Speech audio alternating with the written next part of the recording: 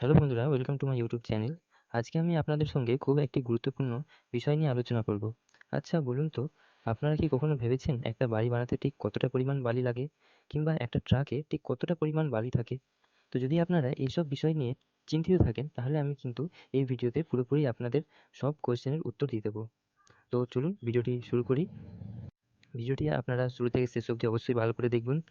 আমাদের এলাকায় সাধারণত এই ধরনের ট্রাক আমরা সচরাচর দেখতে পাই। সব জায়গাতে এই ধরনের ট্রাকই কিন্তু বালি বহন করা হয়। কোথাও একটু বড় থাকে, কোথাও ছোট থাকে, কিন্তু নরমালি এই ধরনেরই ট্রাক থাকে। এবার আপনারা লক্ষ্য করুন, আমি একটু 3D মডেলে আপনাদেরকে বোঝানোর চেষ্টা করি।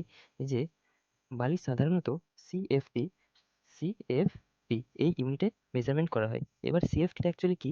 এটা হচ্ছে যে বস্তুর, ঠিক আছে? আমি একটু আপনাদেরকে জানিয়ে দিই। যে বস্তুর মানে এটা হচ্ছে গিয়ে দৈর্ঘ্য, প্রস্থ আর উচ্চতা, ঠিক আছে? দৈর্ঘ্য, প্রস্থ, উচ্চতা ৩টাই থাকবে, সেটাই কিন্তু আমরা সিএফটিতে মেজারমেন্ট করি। এবার আপনি একটা ট্রাকের ক্ষেত্রে দেখুন যে এইটা যে ট্রাক আছে, ঠিক আছে? তো এখানে কি আছে? এটা ট্রাকের এটার লেন্থ আছে, ঠিক আছে? এটা হচ্ছে ট্রাকের লেন্থ। তো এটা ধরে নিলাম যে সাধারণত এটা মোটামুটি ১২ ফুটের মতো থাকে, ঠিক আছে?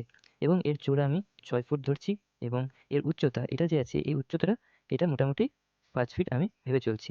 এবার যখন আপনারা বালি কিনবেন, ঠিক আছে? তখন আপনারা এটাকে মেজারমেন্ট যে ফিতা থাকে, সেটা দিয়ে কিন্তু আপনারা মেজারমেন্ট করে নিতে পারেন। তো এবার আপনারা ১ম এ এটা দেখে নিবেন যে এটা কতটা, ঠিক কতটা পরিমাণ হচ্ছে দৈর্ঘ্য, প্রস্থ এবং উচ্চতা। এবার দৈর্ঘ্য, প্রস্থ, উচ্চতা আপনারা যখন বের করে নিবেন, ঠিক আছে? তখন আপনারা কি করবেন যে এটার দৈর্ঘ্য, তারপর হচ্ছে এর সঙ্গে প্রস্থ, ঠিক আছে? প্রস্থ এবং দৈর্ঘ্য, প্রস্থ এবং এর উচ্চতা, মানে ট্রাকের মধ্যে যে বালি আছে, ঠিক আছে? উচ্চতা আপনারা অ্যাকচুয়ালি ট্রাকের ভেতরটা দেখবেন যে ভেতরে বালি কতটা পরিমাণে আছে, ঠিক আছে? সেই বালিটার উচ্চতা আপনারা দেখবেন যে সেটা কতটা হচ্ছে।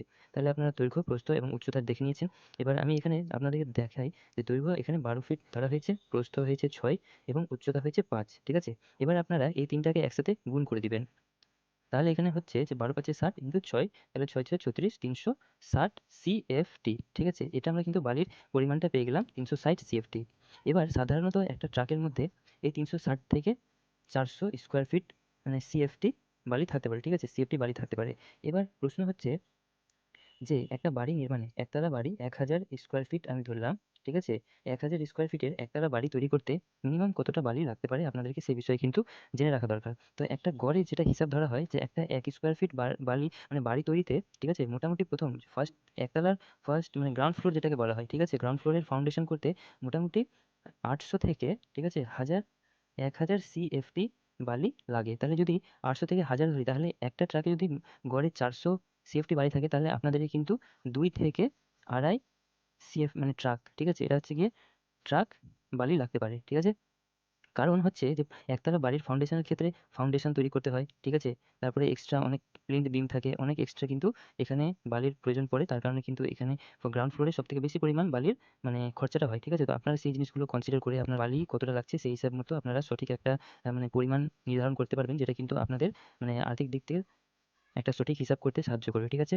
তো আশা করি আপনারা বুঝতে পেরেছেন কিভাবে সেফটি বের করা হয়, বালি কিভাবে মেজারমেন্ট করা হয়। এবং কিছু ক্ষেত্রে যদি আপনারা মেজারমেন্ট করতে গিয়ে দেখছেন যে লেন্থটা, ট্রাকের লেন্থটা ১২.৮ ১২ ফিট ৮ ইঞ্চি হয়েছে, তাহলে এই ৮ ইঞ্চিটা কিভাবে ফিটে কনভার্ট করবেন?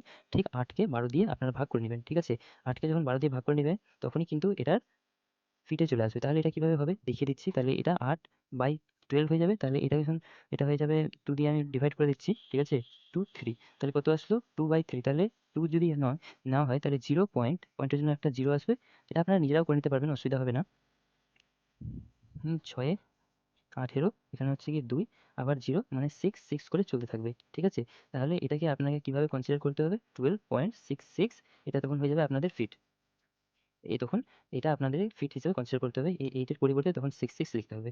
আশা করি আমি বুঝাতে পেরেছি। যদি ভিডিওটি ভালো লাগে তাহলে অবশ্যই ভিডিওটিকে একটি লাইক করবেন, এবং আপনাদের যদি কোনো কোয়েরি থেকে যায় তাহলে